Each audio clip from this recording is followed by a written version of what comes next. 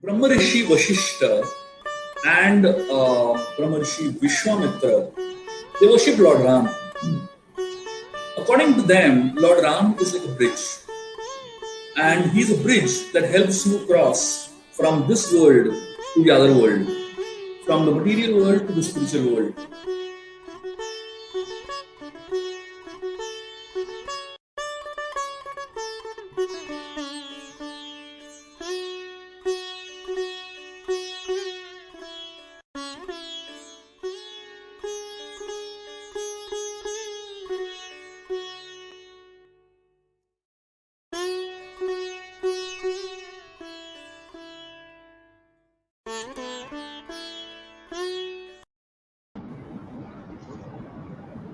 Jai Hari Ma, Hare Krishna. Hare Krishna. Very happy to be with you again. जी Shubha ji, thank you. हमारी audiences का स्वागत है. आइए जुड़िए, ये सब आपके लिए. वी आर प्रेइंग आपके दिल को छुए, आपके दिल को भाए. आज हम 6th chapter from Shubha ji book think big to win, 6th chapter veneration and humiliation, उस पे चर्चा करेंगे. तो कुछ सवाल जो मन में आए उससे शुरू करते. शुभा जी, मैं शुरू करती हूँ. The first question. Yes please.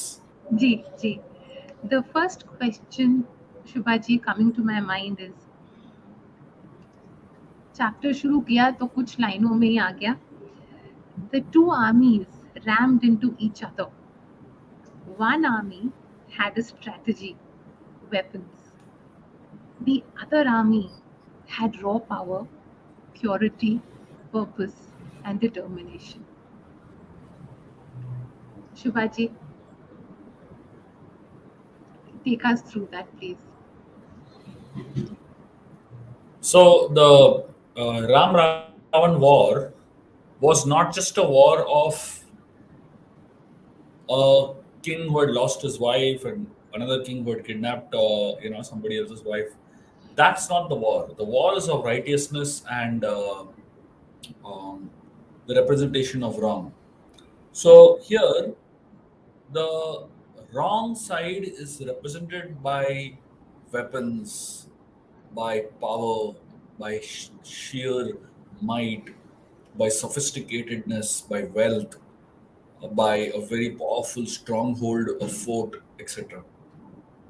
And the side of Ram, which is the righteous side, is represented by innocence, is represented by purity, it is represented by non-sophistication, it is represented by using not any particular war strategy, but only fighting with sheer sense of purpose. Many times in life, we are very much in this situation where the enemy seems to be more equipped than us. The enemy seems to be more powerful than us. The enemy seems to be more strategic than us. Whenever we come across such situations in life, we need to remember this story. Because the story is about an army that was absolutely unequipped with all kinds of hiding strategies and all kinds of war equipments. But this army had a sense of purpose. This army knew it was fighting on the right side. The army loved the person for whom they were fighting. And more than else, this army knew it is right. And that was the actual power that the Vanara army carried. And the victory didn't come so much because the Vanara army was more powerful. The victory came simply because the Vanara army was right, and they were fighting for a purpose that was right.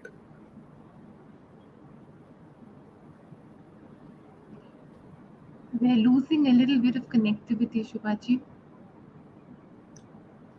Okay. Yes, I think Um, we've got yes, yes, I yes. hope We've it's. got you. I Yes, hopefully it yes, will be better with time. yes, yes, yes, Shubhaji. Shubhaji, yes, they were fighting a very righteous battle with a great sense of purpose. You do need confidence to fight battles. Confidence comes from remembering the Lord.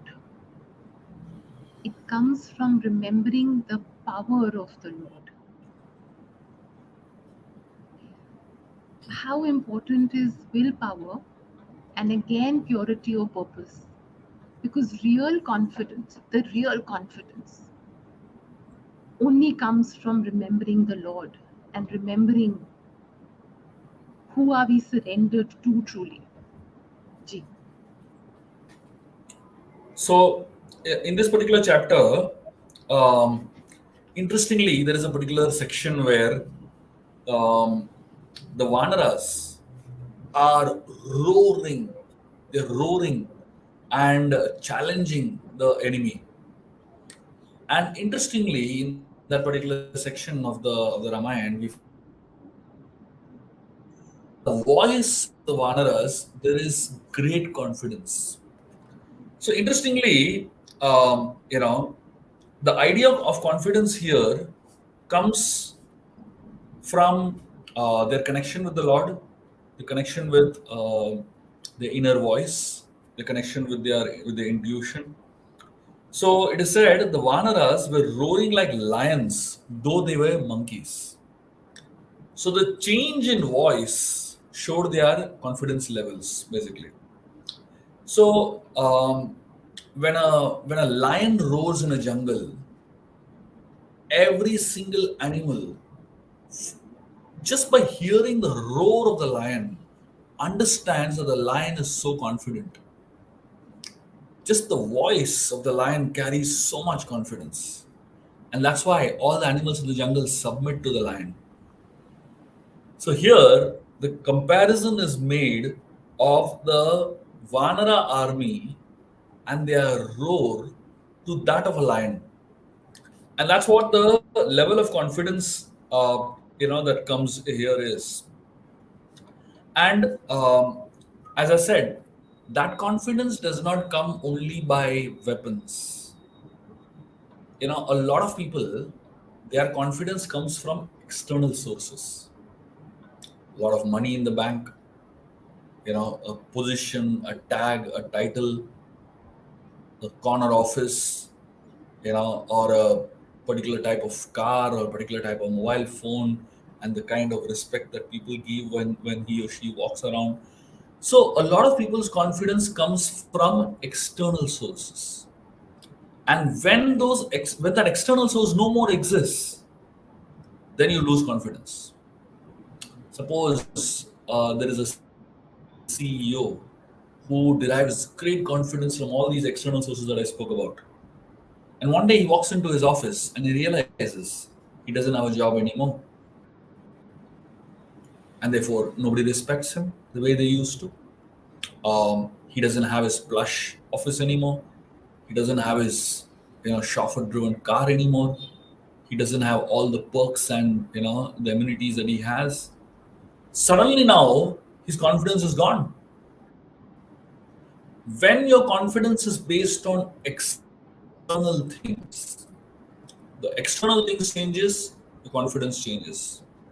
But when your confidence is based on inner substance, something that is coming deep within, then no matter what the external changes, your confidence is not going to go. So here, the war is not only between Vanaras and Rakshasas. The war is between those people who have internal confidence and those people who have external confidence. Those people who are depending on their confidence from something deep within the core of their hearts, and fighting with those that are dependent on their confidence on based on external sources and external wealth and all that. That's what the war is actually is. Ji, ji. Shubha ji, taking this forward, they were also not fighting to display any courage or satisfy, or they didn't have an agenda, they didn't have anything to prove. Their ichha and their will was also to glorify the Lord. Shubhaji, in Bhagavad Gita it says every act can be an act of worship. And Ramayana shows us how every little thought, deed, intent, feeling can be put to use only to glorify the God, only to glorify the Lord. And that's what they were doing. They were fighting a very righteous battle to glorify the Almighty. And what true Sharnagati can do. Actually, also it goes on to show what true Sharnagati can do, Shubhaji. They did not have any agenda. Ji, Shubhaji. Let me put this in perspective with the Yes, help of a story. yes, There is a place on the way to Badrinath. It's called Hanuman Chatti, and it's an amazing place. That's the place where Hanuman and Bhima met. So Bhima was running up the mountain to fetch some flowers for Draupadi, and on the way Hanuman was lying down, and his tail was spread up.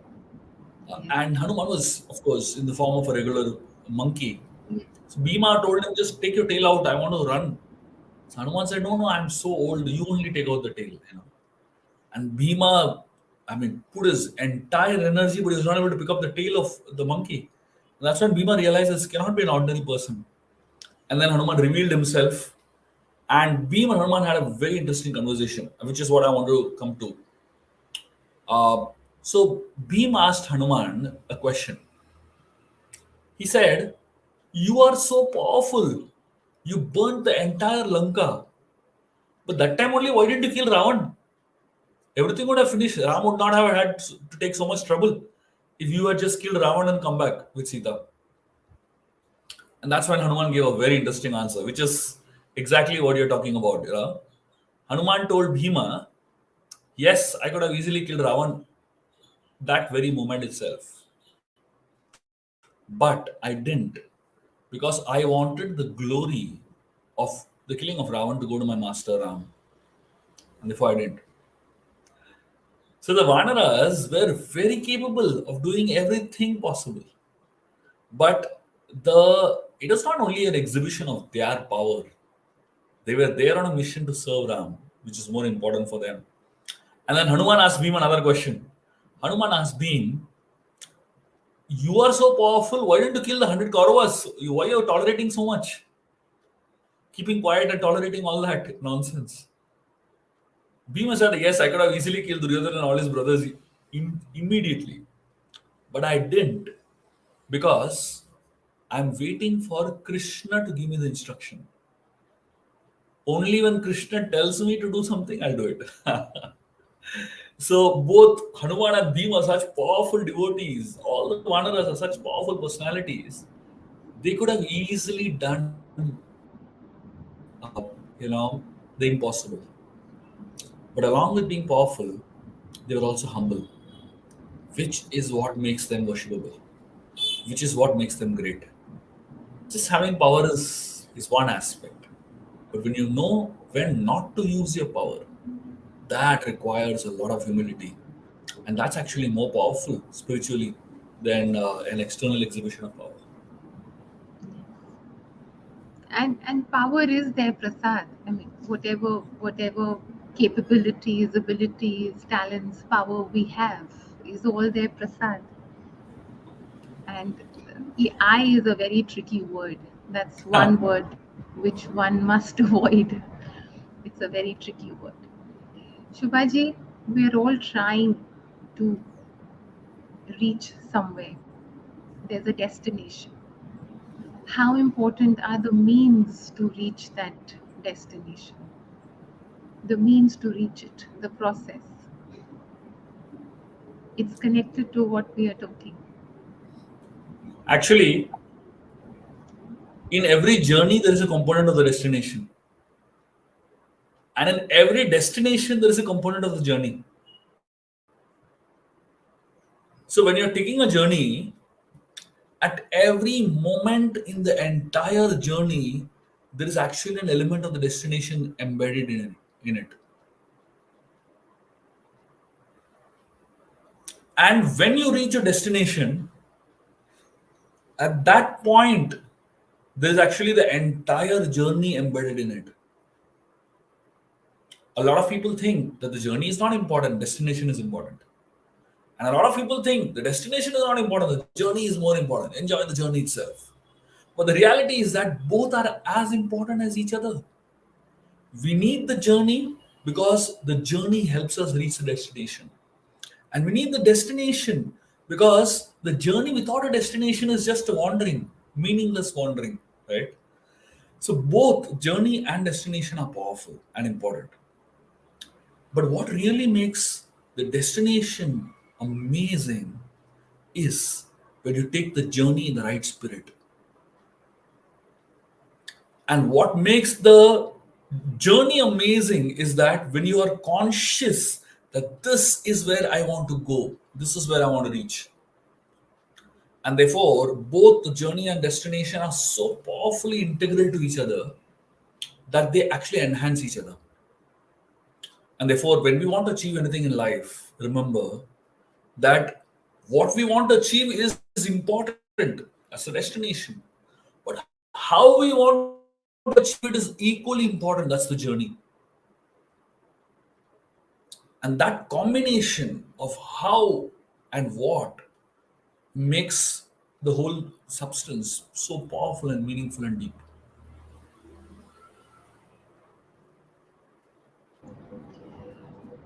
Shubhaji, the journey is full of challenges. The journey is full of all kinds of days. How do you keep yourself positive and how do you focus on the bright side, on the solutions, on the destination? Because there is a fear of getting lost during the way or complacency to set in or feeling demotivated. How do you keep yourself positive and keep moving ahead no matter the speed? Usually, when you are very attached to what you want, when you are very attached to how you want it, when you're very attached to the result, there is a lot of fear that comes in because of that attachment to the result. But um, when the focus is on pleasing the Lord, the result hardly matters. Whether because you know that it is not about you. The moment you know it is not about you, then the focus shifts from fear to gratitude. The focus shifts from me to the Lord. So usually, when the people are trying their best to achieve something, and in the process they forget that it is not about them, and they very intensely start believing that I am the maker of my own destiny. They start believing that very strongly that I am the maker of my own destiny. Then they actually commit the biggest blunders in the world because I is too short a word to achieve anything. I is too short a number. One is too short a number to achieve anything great in life. So, anything powerful that is achieved, first of all, cannot be achieved alone. I need to depend on so many other people.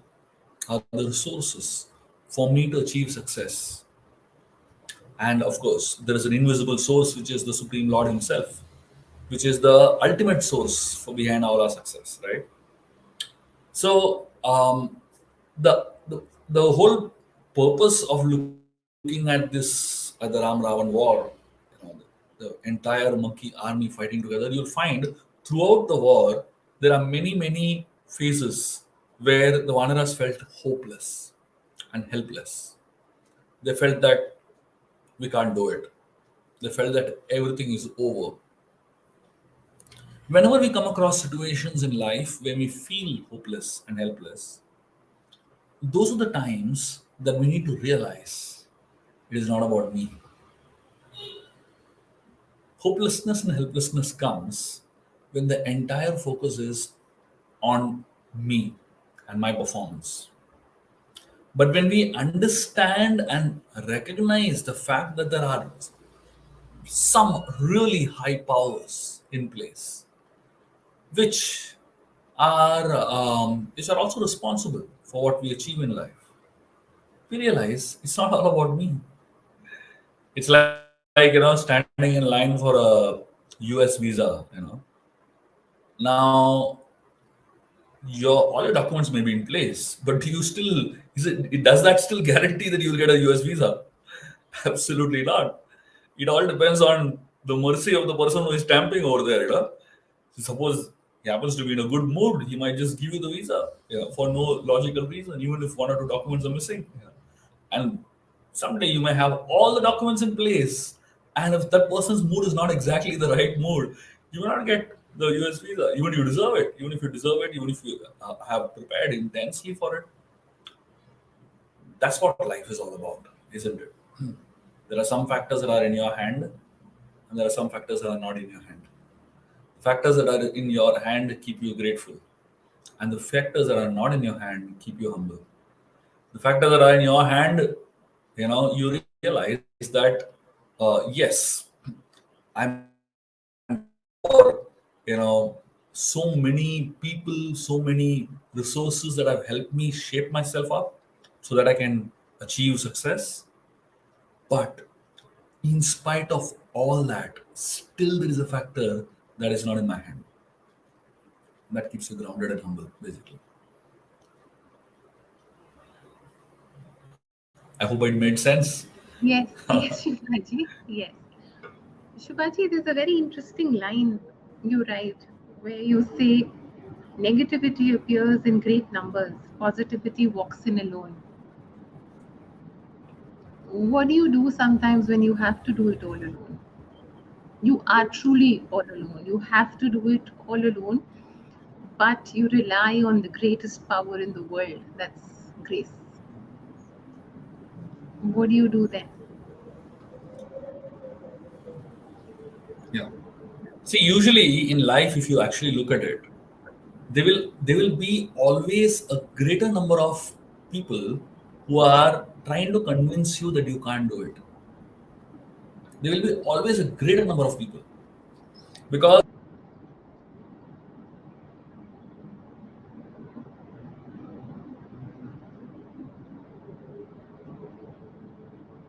Have we lost the signal, Shubhaji? river.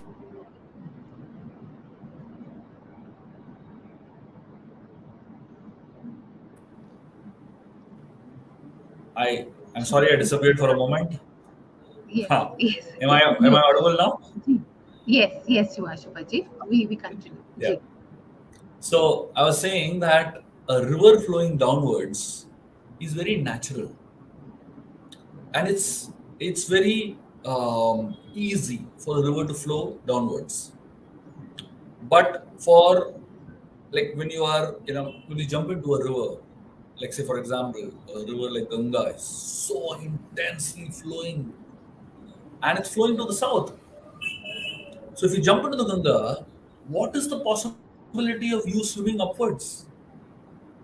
Not at all. Matlab, the greater chances are that you will just be dragged downwards, and that is a natural propensity of this world. So the natural propensity of this world is to move towards a phase of disappointment, of negativity, of um, feeling hopeless and feeling helpless. It's a very natural. It's like a river going downwards. But to move upstream, you need a lot of motivation. You need a lot of encouragement. You need a lot of inner substance. You need a lot of strength that you have built in over a period of years. If a swimmer jumps into the river without any practice, without any prior attempts, without any gear that he's equipped with, without any help from anyone outside, jumps in. The easiest way is to be dragged downwards. But if a swimmer is very, very equipped and has practiced sufficiently and has really been trained to deal with the currents of the river, to know exactly how to maneuver himself, to swim, without being pulled away by the currents, the swimmer can do much more because he's more prepared, basically. Obviously, still the current that is dragging him downwards will be much more powerful anytime. But at least he's a little more equipped to deal with that negative current. So in life, the natural way of life is to drag you downwards. 98% of the people in this world are flowing by the natural way of life, which is being pulled downwards. There are only 2% of the people in this world that actually desire to stand out against the currents and stand strong and try to move in a positive direction. Now, obviously, you might say there are times that I am also positive. Yes, there will be those very exceptional times when you are positive by your own strength. But most of the time, we all need training. Just like the swimmer needs training to think in a positive framework, just like the swimmer needs training with some equipments, just like the swimmer needs to have the right kind of gear. Similarly, all of us, to be able to handle the negative energy that is being hurled at us at a rapid pace and a rapid speeds and by a huge number of people, we all need to equip ourselves. We all need help to train ourselves. We all need to become mentally fit and agile to know who is throwing negative energy at us and whom to avoid, whom to resist, whom to say no to. We all need training. And that is why there is so much demand for mental health experts now. There is so much demand for people who can help us see through this negative exchange that is coming our way, forcibly sometimes, unconsciously sometimes.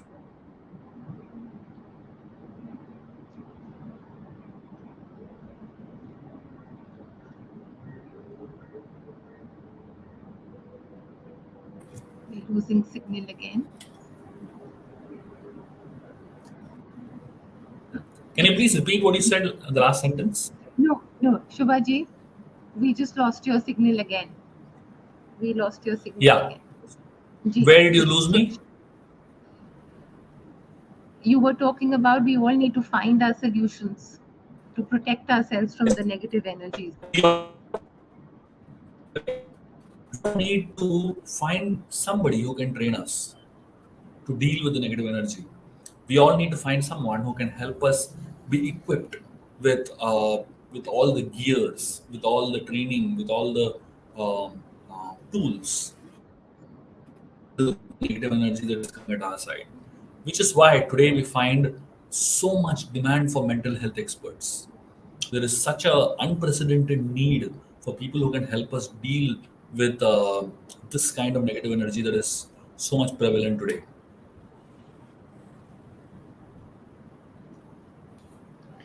We just pray all of us are protected and we can deal with the negativity being thrown at us all the time. Shubhaji, you've gone on to write, life is not a one-time war. but a series of ongoing small battles. Rest is a momentary break between two challenges. Isn't growth a process bit by bit? Every day you learn, every day you grow with challenges all the time, and then a little rest in between two challenges. How do you maintain the inner calm? So, um, in the Ramayan, we find something very interesting.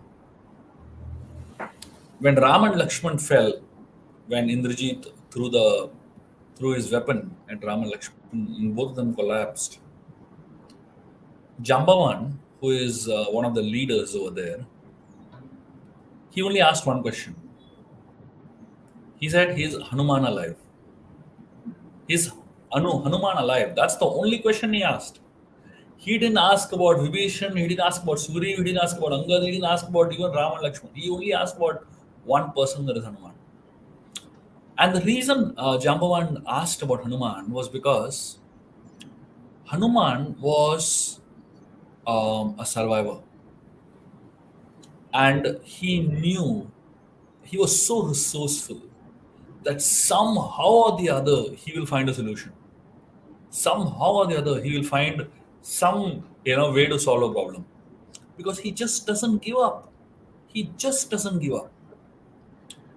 So all of us need one Hanuman in our life who just doesn't give up, who doesn't give up on us, who doesn't give up when challenges come, who doesn't allow us to give up even if we are completely exhausted and dead.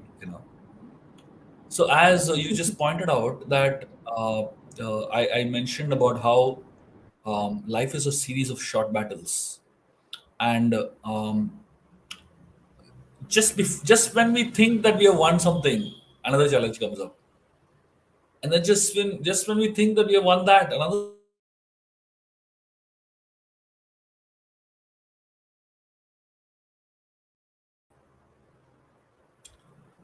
So the series of challenges that keep coming again and again in life are never ending. But each one of us need one person in our life who stands like Hanuman. And sometimes you don't even need to talk to that person. You just look at that person and you're amazed. This person just doesn't get tired. This person just doesn't give up. I'm sure as I'm telling you this, you might recognize that one, Hanuman in your life who has been standing like a pillar, right? And I'm sure all the audience here, when you're hearing this, you will recognize that one Hanuman existing in your life who just doesn't give up. So now, obviously, we might say that I am not that Hanuman. It's okay. There's only one Hanuman in the entire Vanar army. There's only one Hanuman. But everyone else, just looking at that one Hanuman, they get inspired. So we may not be Hanuman at present in our lives, but we may have a Hanuman that we look up to. But at some point in our life, we can also become the Hanuman, because when we keep looking at someone, you become a small version of that person, actually. Whatever you focus on, that becomes a part of you. If you focus on somebody who is always giving up, that becomes a part of you. And if you focus on someone who just doesn't give up, a small quality of that person becomes a part of you. So, it's just to be able to fight and survive the battles of life, it is important that we focus on that one Hanuman that is around us. And the most amazing thing is, we all have an Hanuman. But unfortunately, some of us, we may not be able to know who that Hanuman is, or we may not have paid attention to that Hanuman in our lives. It may be a father, it may be a mother, it may be a brother, it may be a husband or a wife, it may be a child, it may be anyone around you, it may be a grandfather, it may be anyone around you who has stood like Hanuman throughout the war. And allegorically, the entire life is like the Ram Ravan war only. So though Ram Ravan war lasted only for 7 days, our life lasts for 70, 80 years. And in those 70, 80 years, there are so many small and big wars that we face. And the most important thing is and there are so many small and big losses that we go through in our life. But yet, there is one Hanuman that is standing, resourceful, always ready to serve, always ready to take on challenges, and not give up. And that Hanuman serves as an example for society.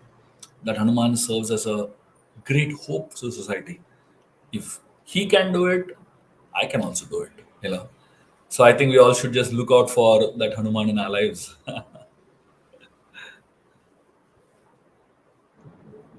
Shubhaji, does the need, what we discussed earlier, the need to glorify the Lord in all that we do, does that also keep us going through it all? Once we there are take the name, Ji, Ji Shubhaji. there are many gross things that help us, and there are many subtle things that help us. The gross things are identifiable, but the subtle things are often missed out. And from Hanuman's personality, we learn this one powerful quality of focusing on even the subtle things of life. When the entire the war gets over, and all the Vanaras are being awarded by Lord Ram. Lord Ram is giving them different gifts, and after the every single person receives gifts from Lord Ram, and finally Hanuman comes in. Ram tells him, "Hey, you're late. I've given all my gifts away. Now I don't have anything to give you. Why did you come so late? I don't have any gift to give you now." Hanuman tells him, "My dear Lord, don't worry. I don't want big things from you. I'm only asking for a small thing." So Ram is confused. What is he talking about? Hanuman said, "Though you have given away all the big things, you have one small thing. In fact, it is the smallest thing that you have. I want that." So Ram is very confused. He doesn't know what Hanuman is talking about. So Hanuman says, when you met Parashuram, so Raman had a conversation with Parashuram in his younger days, In that conversation, Ram told Parashuram that the smallest thing I have is my name, Yes, the word Rama. It's so small. It's like so tiny. You can't have a name that is smaller than that. Ram, so small. Two syllables. Hanuman says, "Please give me the smallest thing you have, which is your name." And from that day onwards, Ram gave Hanuman his name. So Hanuman is like officially in charge of Ram now, and that's his only possession. He doesn't have the big things that Ram gave everyone else, but what he has is the smallest thing that Ram has in his possession, which is his holy name. And interestingly, when you have that smallest thing, the holy name, the entire universe is there in that holy name. yes, yes, yes. Really, Jayadhari Ma Hare Krishna. It's it's the name that takes us through. It's the name that takes us through it all. Yes, it gives us a purpose to go on, and it gives us so much of courage to go on. Ji, Shubhaji, big transformation begins with small steps, small changes. The power of small steps, small little changes. Ji.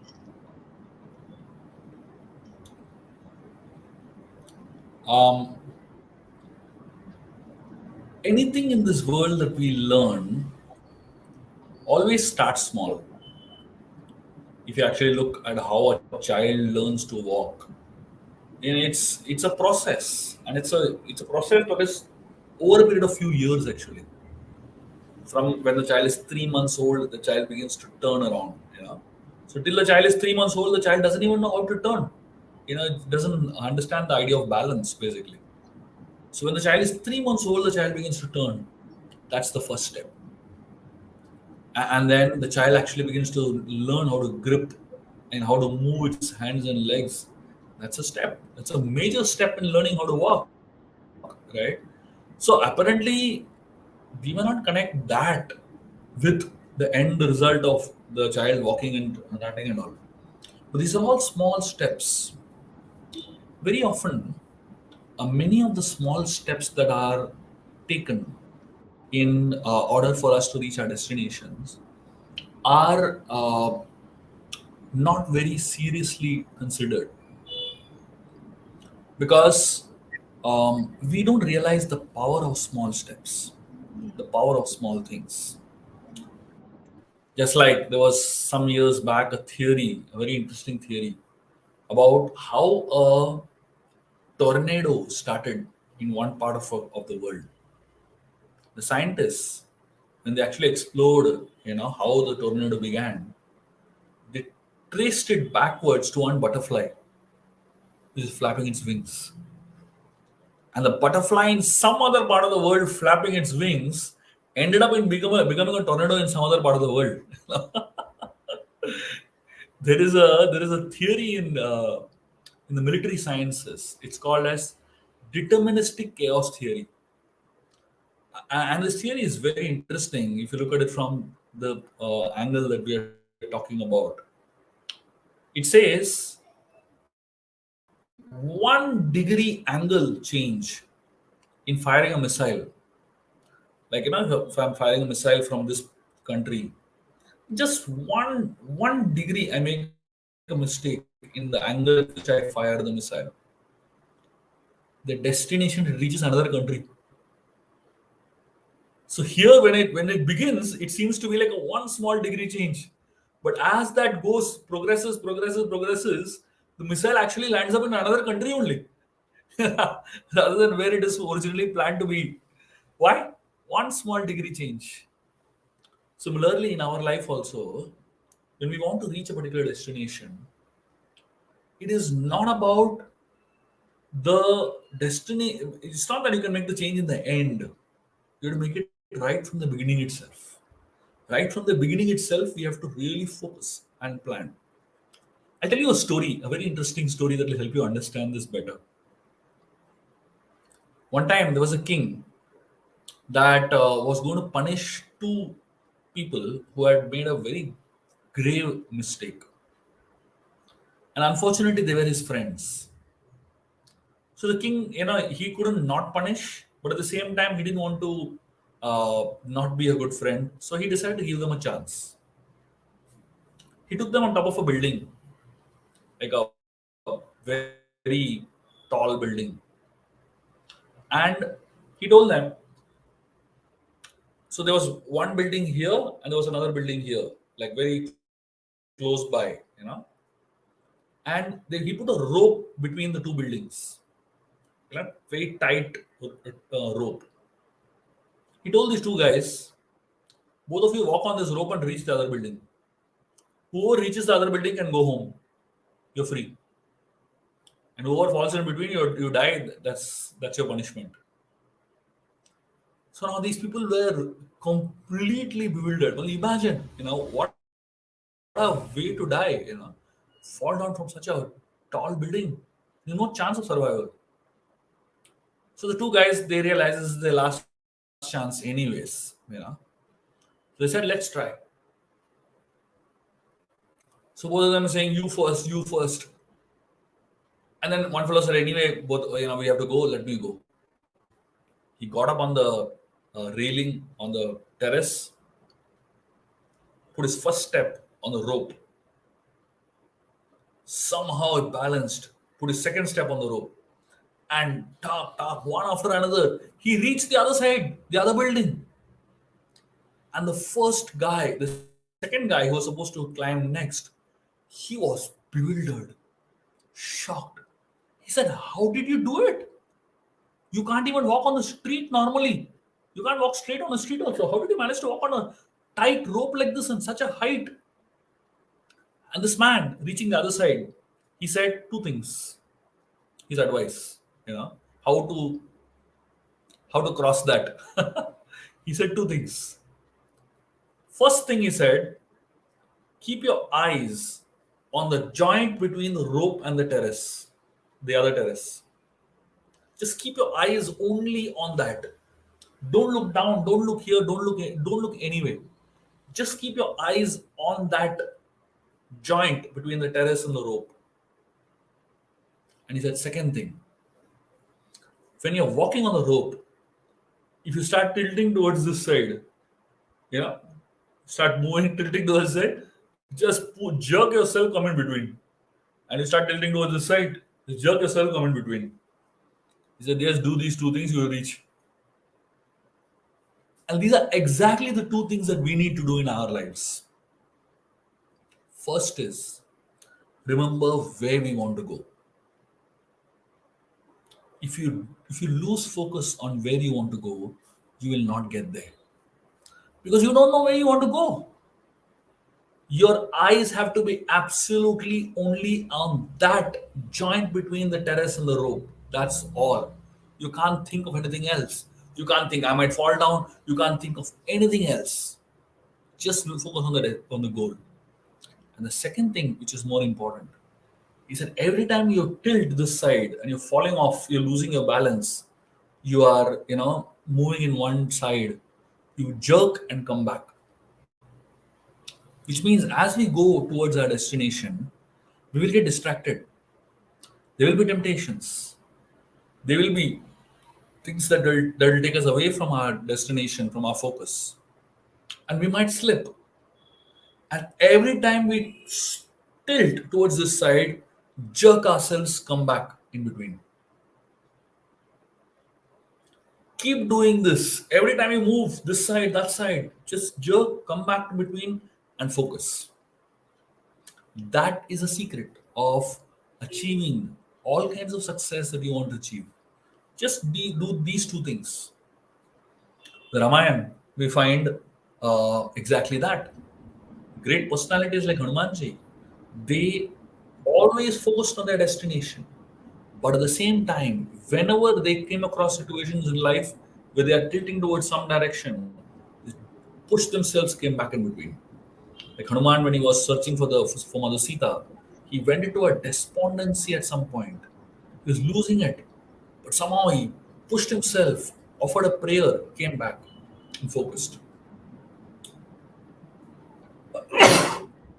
Excuse. Please. When Hanuman was moving towards Lanka, and Mainak was giving him so many temptations, he one moment he moved this side, but he jerked himself, came back again in between. That is the way in which you reach your destination.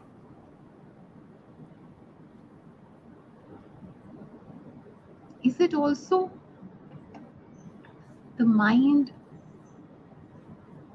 over your feelings and emotions at times? You have to let your mind guide you. Mind over your emotions, feelings. Yeah. So there are two things that is inside us. There is the mind and there is the intelligence. The mind is responsible for thinking, feeling, willing, Yeah. and intelligence is responsible for determination, decision making, and discrimination. The role of the intelligence is to tell you what is right and what is wrong. The role of the mind is to just do what it feels like doing. Not all the time your feeling should govern you, because sometimes what you feel may not be right. It may not be good for you. It may not be the right thing for you. You may feel very good. You may feel very good inside the bed on a winter morning. You might feel very comfortable under the rajai, under a pullover, right? You might feel very comfortable, but that feeling is not the best because you have to get up and move. You have to get up and walk and get to your destination. That's where you need intelligence to help you to get up, because intelligence is about discrimination. Intelligence is about determination. Intelligence is about decision making.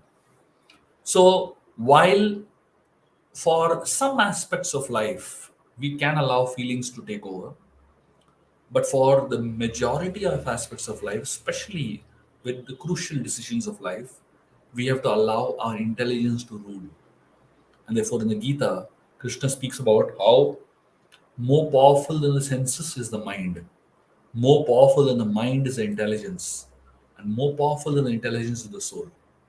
That is the order in which we need to allow decisions to be made. That is the order in which we need to prioritize.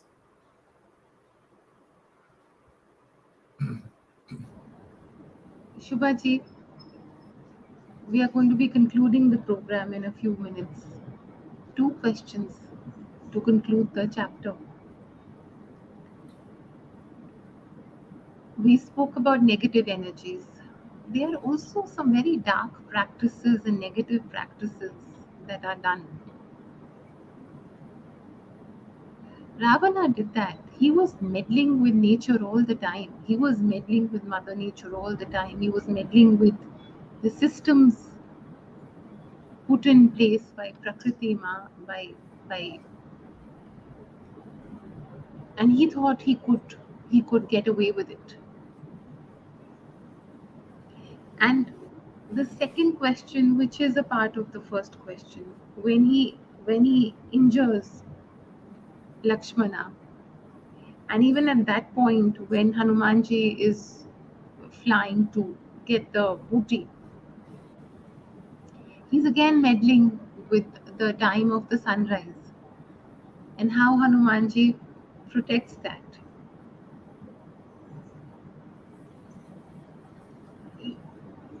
The dark practices, the wrong practices, meddling with nature, the systems of nature, the elements, it doesn't work. Simplicity, innocence, purity, or bhakti, isn't that the most powerful force? Ji Shubhaji. For every good thing, there will be a bad thing. For every one person that is trying to work hard, there will be 100 who will try to find shortcuts. For every one person that is trying to go live a life of righteousness and purity, there will be 100 that will want to live a life of impurity and try to find loopholes.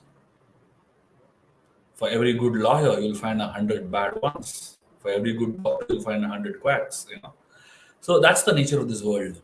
That you will find a lot of people who are trying to use shortcuts to achieve success in life because it is so much easier, isn't it? So Ravan was always believed in it. He always believed that he needs to be successful and he needs to be successful now. So usually success comes over a lifetime.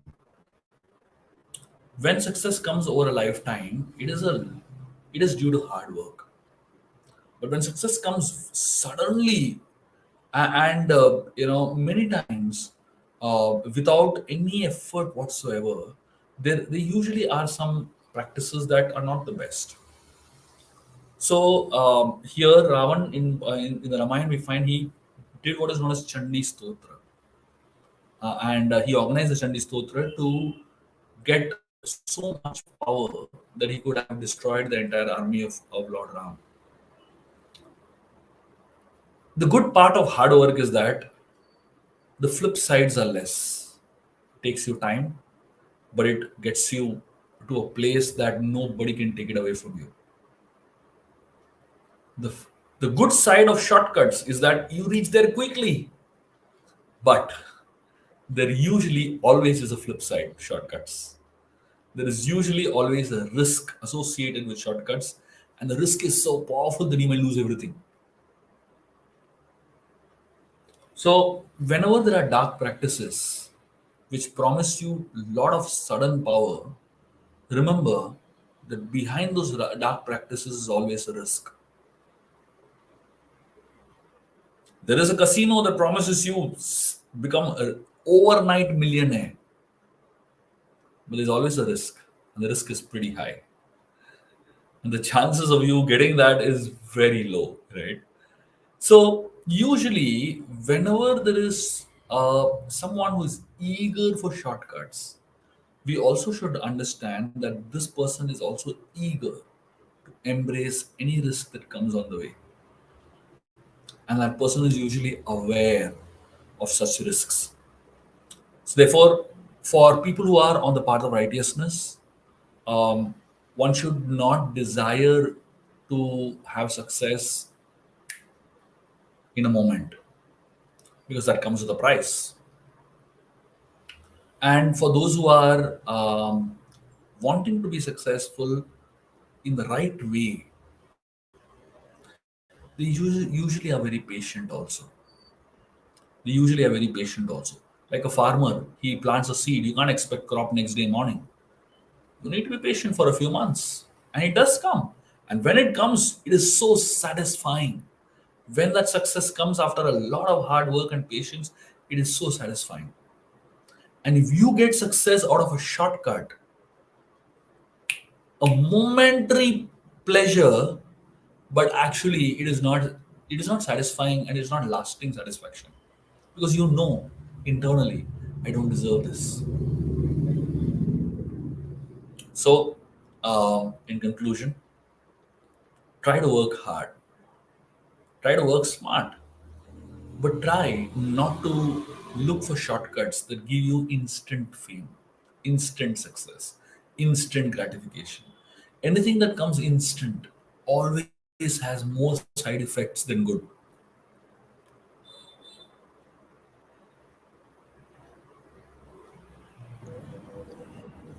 Should we conclude? Because Yes.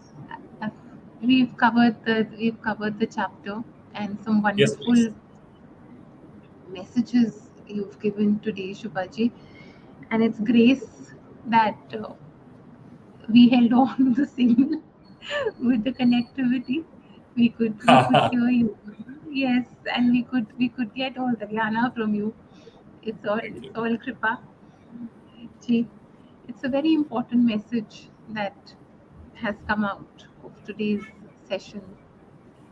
The journey and the destination both are equally important. The means to that destination is as sacred as the destination. दोनों पे ध्यान लगाइए, दोनों पे ध्यान लगाइए. आपको हम मिलेंगे अब अगले महीने. चैप्टर का नाम है एनिलेशन एंड रीजुबिनेशन. शुभाजी फिर से हमें ज्वाइन करेंगे and he'll again share all his wisdom with us. खूब लिखते हैं, खूब पढ़ते हैं, अध्ययन करते हैं. वो फिर से आके शेयर करेंगे. आपको हम मिलेंगे अगले महीने. शुभा जी, thank you from thank you Thank from you all very our much. heart Very for grateful to that be here. you've joined us. I know you're traveling, yet you've joined for our session. Thank you so much, Shubha ji, and Hare Krishna ji. Hare Krishna, Shubha ji. Thank you. Thank you ji very much. Very grateful to ji, that. Hare take Krishna. Care. Ji ji, Hare Krishna. Hare Krishna, जय हरि माँ आप सबको. हम मिलेंगे आपको अगले महीने. जी.